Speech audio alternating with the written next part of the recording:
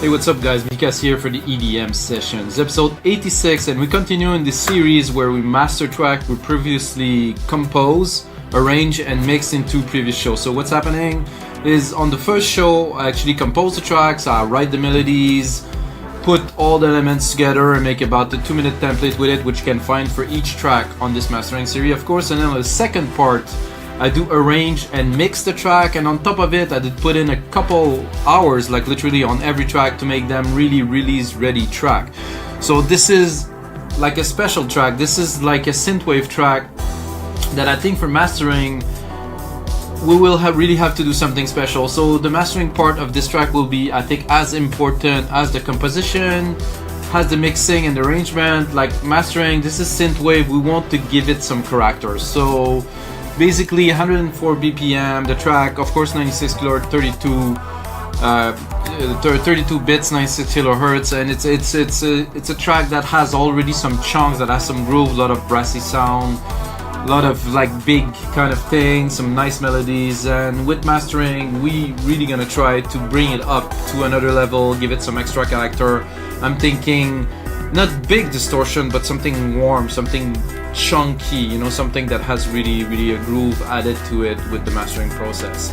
Of course this template will be available on our site wemixdance.com along 5,000 other DAW templates. We're actually closing on 6,000 sometime probably in the next couple of months. And this is what's happening right now. All the artists are uploading. If you're a producer, you should upload some templates to our site, or some, if you have a label and you have some sounds you're selling, upload. We're marketplace, it's really easy to upload and sell and get paid. Check it out guys, we makedancemusic.com. And then we're gonna start by having a bit of a listen to the track. Gonna drop the monitor, go into the headphones here so you guys can hear me talk.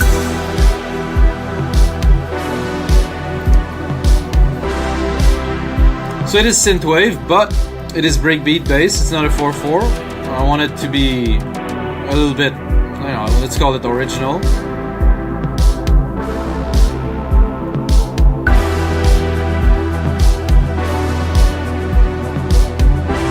I'm gonna forward it a little bit right here. I missed this lead here, so let's listen.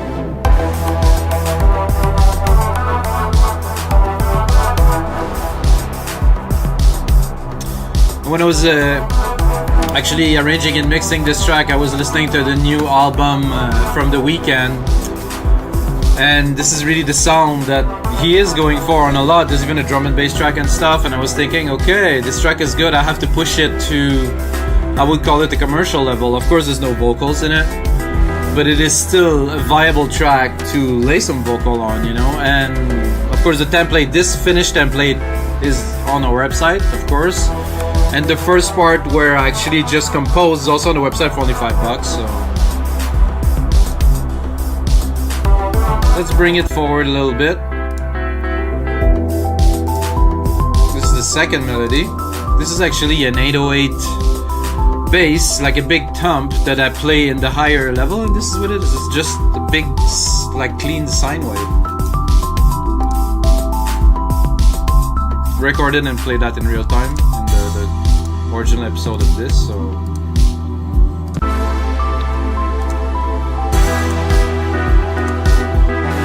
alright guys, so this is the track we're gonna work with today. The first part is to do some gain staging here. So we're starting, I'm just gonna pick I'm gonna try to get a loud part of the track. I think right here is good. This synth is another important thing when you're mastering, guys. I want to give some tips, you know, for some people that are less experienced or that want to learn. There's always something to learn, and I know that my tutorials are not structured, but this is the way that the workflow is, you know. I mean, I know some people are crazy. So me, I have the chain set, I'm going in my ears, I'm going with the feel. There's no mathematical equation to either making great music, mastering great music, or just being creative in general. So this doesn't exist. there's a way that you can gather the energy to push onto creativity, which I am working on for many years now. So I am able to be creative consistently, which I actually wrote like a full piece about it, and I did a video about it. If you want to watch, check out on the YouTube channel somewhere. So yeah, let's continue, and we're starting by gain staging with this Renaissance EQ here. Want to make sure we have some gain. We got 3.5 dB of gain so far. And then if we're clipping, there's an auto gain here, so if we're clipping, it's automatically gonna drop, so it's really useful. Then we're going again into this VEQ4, which I will start boosting a little bit the lows. I will compress them a bit later, but it's not this much. But I want some, like about probably 3 dB. So this is a replica of an old school EQ.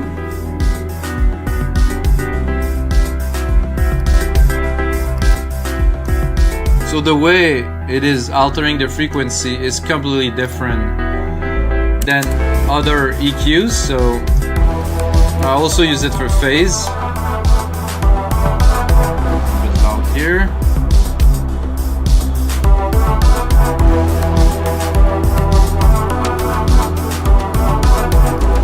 So we already are a little bit loud. That's a sign that the mix is good. When the mix is good, you really don't have to. So if everything is even, there's nothing standing out, and it's not all over the place, you can easily get some loudness. So we're already at -13. So we're gonna work more, definitely more on some character than some loudness here. Step it up here with 2 dB of gain with the L2 Ultramaximizer. Did it show? Oh yeah, it is showing already. Then we're going to go into a LIN MB to get everything tight and straight. This is the first step.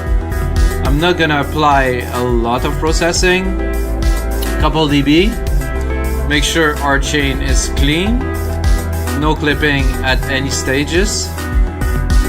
So what I've done, if I boost the bass here, this will already reduce it a little bit. So there's a way to, you boost a little bit and then you compress to make it chuggier instead of just simply compress. If you boost, compress, you're able to thicken, I would say, the sound in a way that's not going to be achievable in one step. It takes a couple steps to do something like that. We're going into, after a LIN MB, we're going into an API 2500. I like this plugin mainly for the lows and the mid lows. It has a nice effect on thickening the bass, and it has a character that's very unique. This is why I use it on most, if not all, the tracks that I master. Without, with. You're gonna hear it a bit more here. With, without.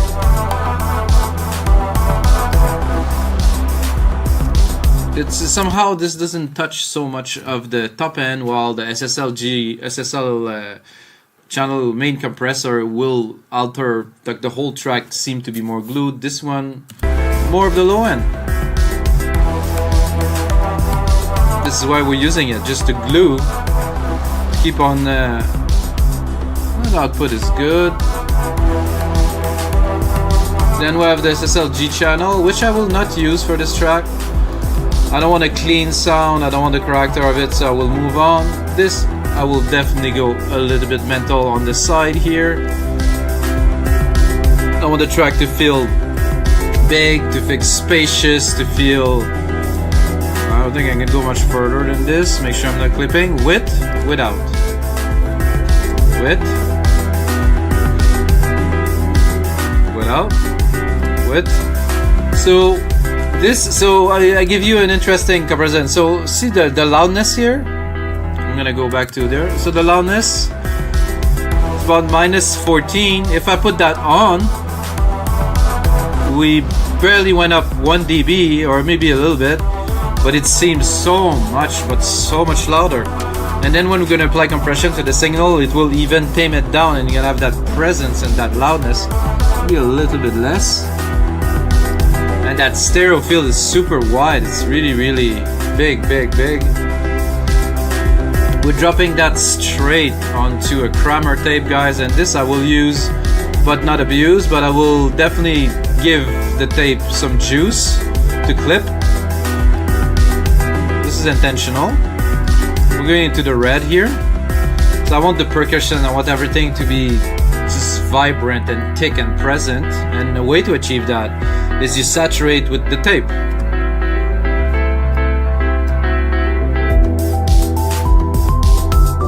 That also creates some harmonic distortion in a lot of the frequency, including the lows, the mid, the highs, and it just, I don't know, this is what makes some track really shine. And even knowing that we have this loudness now and this presence already in the track, we still have 13 dB of gain to go. So I want on average around -10, like the other track that I'm mastering for this compilation, EDM session, be out on Beatport. They all go around -10, so I want to keep this, and we're going straight into an SSL comp, which we will use, you know, not abusively, about 4 dB, 3-4 dB of compression.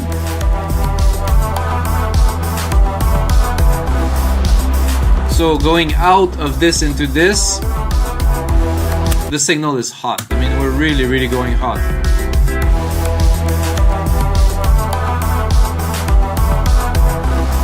You can hear it's compressed. I mean, there is some chunk into this signal. I like it. Then I'm not sure if I will use this for this particular track. We're gonna give it a try. I don't think it's necessary at this point, but I'm gonna give it a try. This is really to tighten the track, really make all the frequency really nice, harmonious, and they all correlate and stuff. But what we want for this track is just to be chunky, to be big. So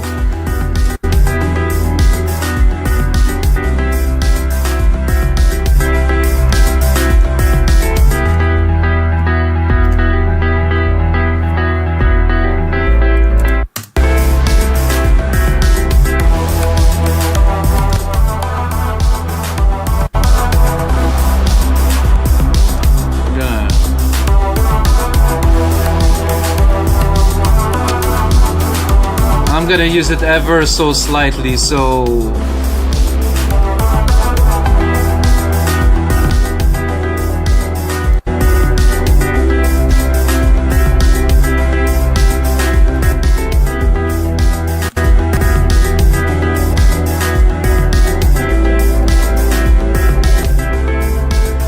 I like it a tiny bit.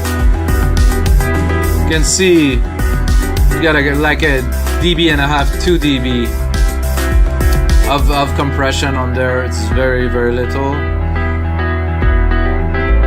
Well, it's not literally compression, but almost.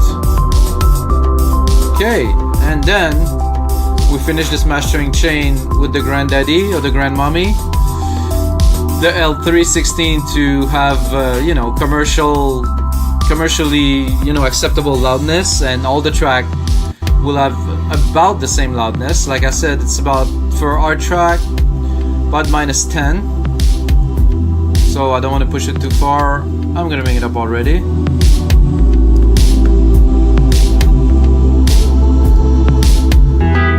So see, we already have all the loudness we need. We barely need to put another maximizer at the end.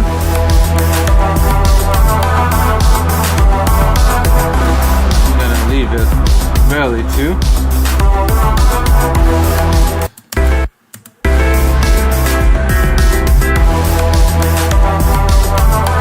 Well, I'm a little bit too loud somehow.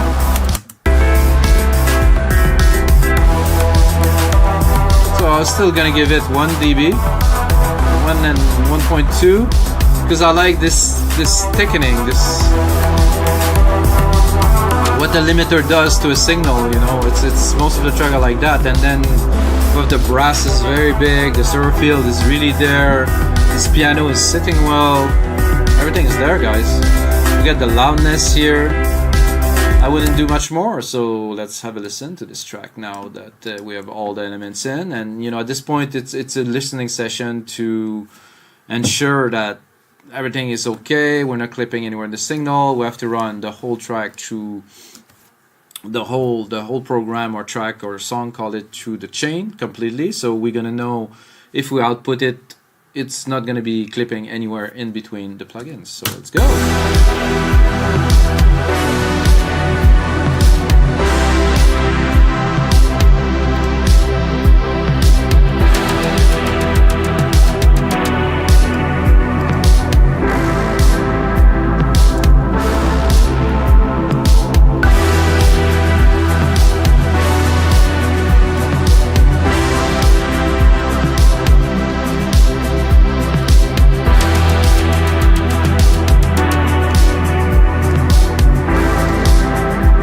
Keeping the plugin that can clip, the other ones are not gonna clip, so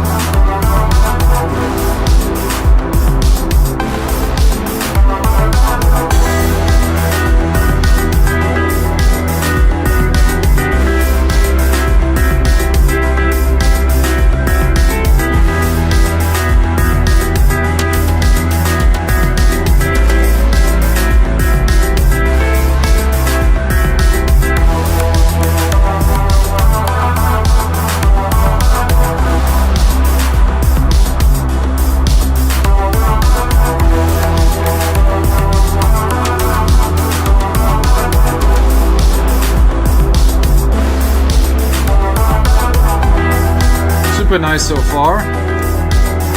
I don't hear any issues with the sound. The chain is really flexible, and the multiband processors do a very good job. So it's more about the track preparation, the mixing, all the elements, and of course when you master your own track, it's a bit difficult to not be biased, but there's been many, like quite many years that I mastered mix and master my track, and I just know how they feel, and I know what I need to do to them, and this is the step that I can skip. So if I work on other people's track, there's most likely a lot of EQ involved and some tricks and stuff. On my track, I mix them to be mastered this way, so it's definitely an advantage.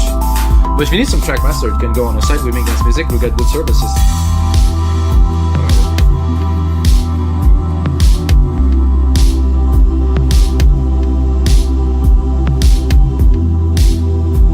This is floaty. I like it.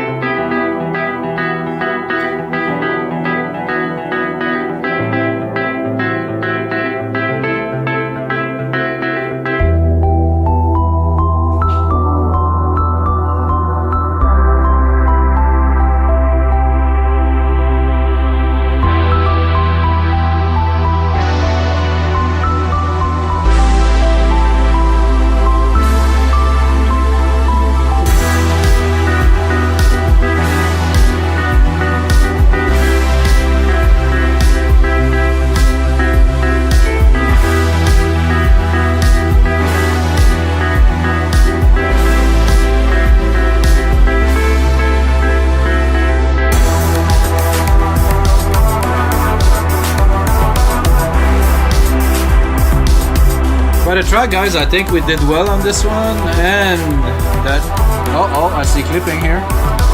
And that is it, guys, for episode 86 of the EDM session. Get ready, between episode 90 and 99 I'm preparing something special. And of course, we're gonna celebrate episode 100 with something even more special or bigger. Hopefully, we're gonna get to get out this summer. Maybe not. Who knows what's gonna happen soon. Keep it up, guys. Be strong, and of course, may the sound be with you guys.